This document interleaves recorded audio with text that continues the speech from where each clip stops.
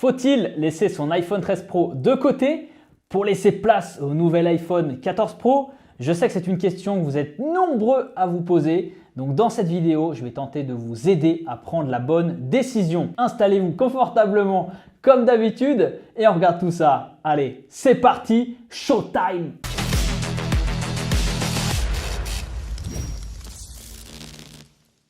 Déjà, pour commencer d'un point de vue design, les deux iPhones se ressemblent beaucoup. Tous les deux ont un design à bord carré, la tranche est en acier inoxydable, brillant et le dos est en verre matifié. Mais si on s'approche de plus près, quelques détails les différencient avec notamment les capteurs photo qui s'agrandissent encore un peu plus sur l'iPhone 14 Pro.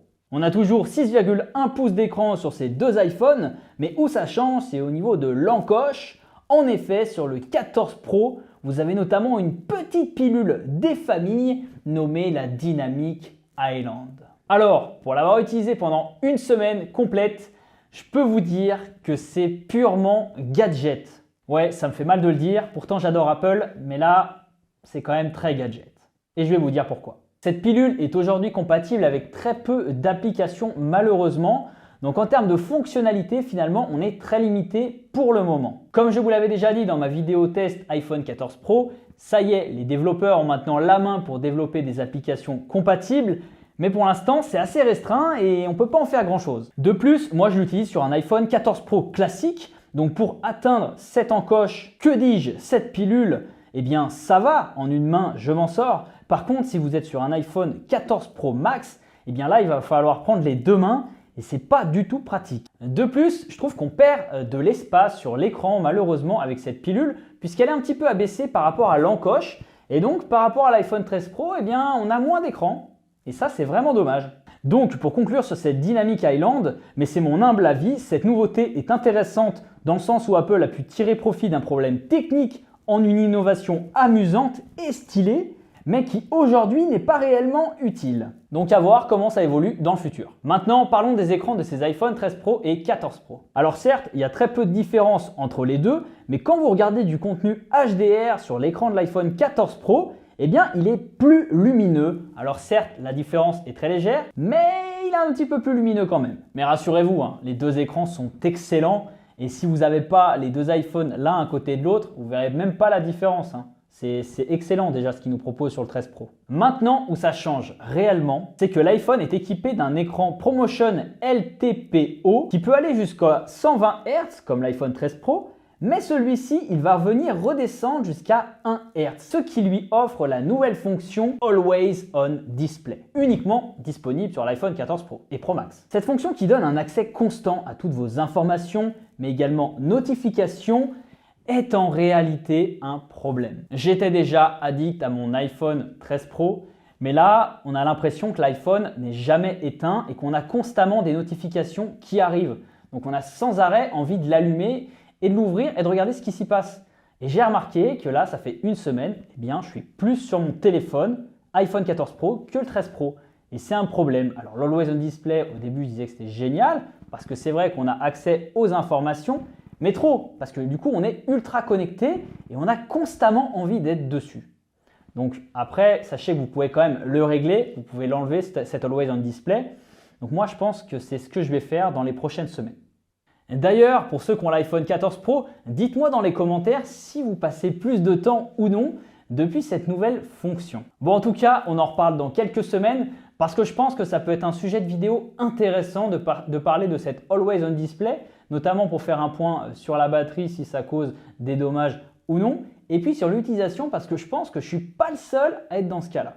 Alors, qui dit nouvel iPhone, dit nouvelle puce. On est habitué depuis des années, un iPhone Pro arrive, une nouvelle puce arrive. Et cette année, il n'y a pas d'exception. On passe donc de la puce A15 sur l'iPhone 13 Pro à une puce A16 sur l'iPhone 14 Pro. Elle est bien sûr plus puissante sur la partie graphique, donc pour les jeux et dans les interactions du quotidien, ça marche très bien. Mais cette nouvelle puce a surtout été développée pour la nouvelle partie photo et vidéo. Parlons-en d'ailleurs les amis, puisque c'est finalement là où il y a une grosse nouveauté annoncée par Apple. La partie photo et vidéo a été revue avec notamment l'arrivée d'un nouveau capteur 48 mégapixels. Alors les amis, je ne vais pas faire de chichi, je ne vais pas faire le tcha-tcha.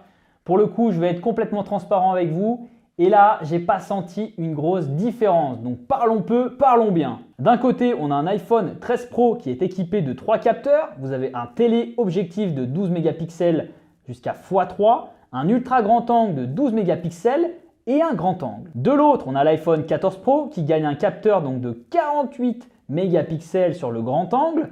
Mais pour l'exploiter pleinement, il faudra activer le mode RAW dans les paramètres de votre iPhone. Et notez qu'une photo prise au format RAW va peser plus de 79 MO, alors qu'une photo donc de 12 mégapixels sur l'iPhone 13 Pro va peser 2,7 MO. Ouais, l'innovation, elle est lourde quand même. Elle est très lourde. Donc il vous faudra un iPhone avec un bon stockage. Le 128 Go de base, si vous shootez qu'en RAW, ça va vite se remplir, hein. Eh oui, il faut le savoir. Après, bien sûr, c'est une bonne nouvelle, c'est de l'innovation, vous avez un meilleur capteur, vous allez pouvoir faire de plus belles photos, vous pourrez zoomer, il y aura moins de perte de qualité dans l'image. Vous aurez également plus de possibilités à la retouche en post-production. Donc, vous pourrez faire des images incroyables, des très beaux portraits, des très belles photos de voyage. Donc ça, c'est quand même une bonne nouvelle. Alors, rassurez-vous, si vous n'utilisez pas donc, le format RAW, vous serez tout de même en 12 mégapixels. Alors vous allez me dire, oui, mais 12 mégapixels, du coup, c'est la même chose que sur l'iPhone 13 Pro. Eh bien non, il y a une petite subtilité. Alors rassurez-vous, si vous utilisez le mode classique en 12 mégapixels, il a été amélioré quand même. Prendre le capteur de 48 mégapixels pour en extraire le meilleur et donc offrir de belles photos. Pour simplifier, le 48 mégapixels va quand même offrir du 12 mégapixels en meilleure qualité. Donc ça sera un 12 mégapixels plus si vous voulez. Allez, maintenant je vous montre quelques clichés que j'ai pu prendre sur l'iPhone 13 Pro et l'iPhone 14 Pro. Je vous mets une petite musique des familles et je vous laisse regarder les deux et vous faire un avis.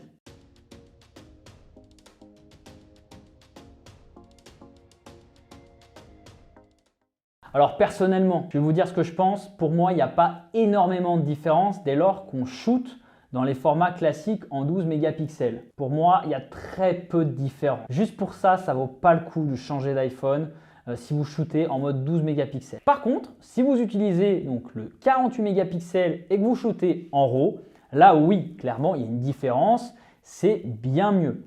Alors, qui va shooter en RAW au quotidien? Je ne sais pas. Mais voilà, il faut le savoir. Alors qu'on se le dise, l'iPhone 13 Pro offre déjà une qualité photo excellente. Donc si vous êtes sur l'iPhone 14 Pro, que vous n'êtes pas vraiment un spécialiste de la photographie, mais que vous aimez bien shooter de temps en temps, faire des petites photos Insta, des snaps, etc., ça vous suffira amplement. On est déjà sur un modèle haut de gamme qui est excellent. Pas besoin de passer sur l'iPhone 14 Pro pour les arguments marketing des nouvelles fonctions photo. Après, c'est mon avis, hein. Faites ce que vous voulez. Alors pour la vidéo, c'est très similaire, mais je trouve que la stabilisation, elle est quand même meilleure sur l'iPhone 14 Pro. Également, le mode cinématique a été amélioré.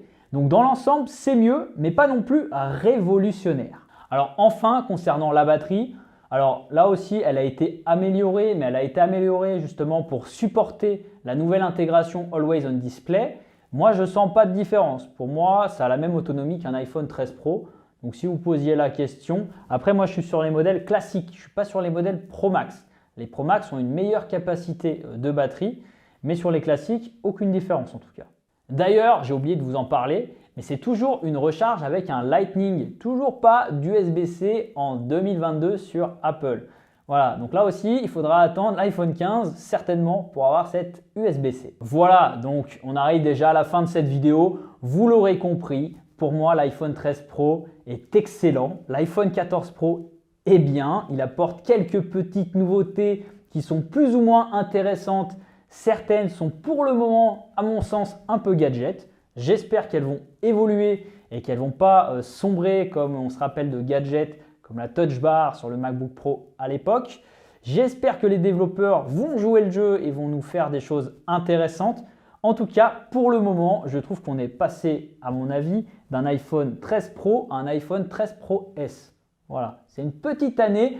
À mon sens, c'est une année de transition. Si on veut véritablement des nouveautés, il faudra attendre l'iPhone 15 Pro.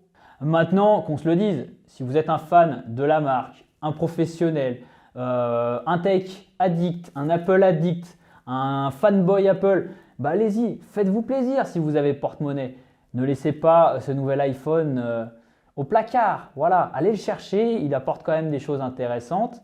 Et puis, vous ne serez pas déçus, ça reste un téléphone haut de gamme, très appréciable au quotidien. Merci d'avoir regardé cette vidéo, j'espère qu'elle vous aura plu. Si c'est le cas, petit pouce bleu dans la barre des pouces bleus, vous m'explosez tout ça.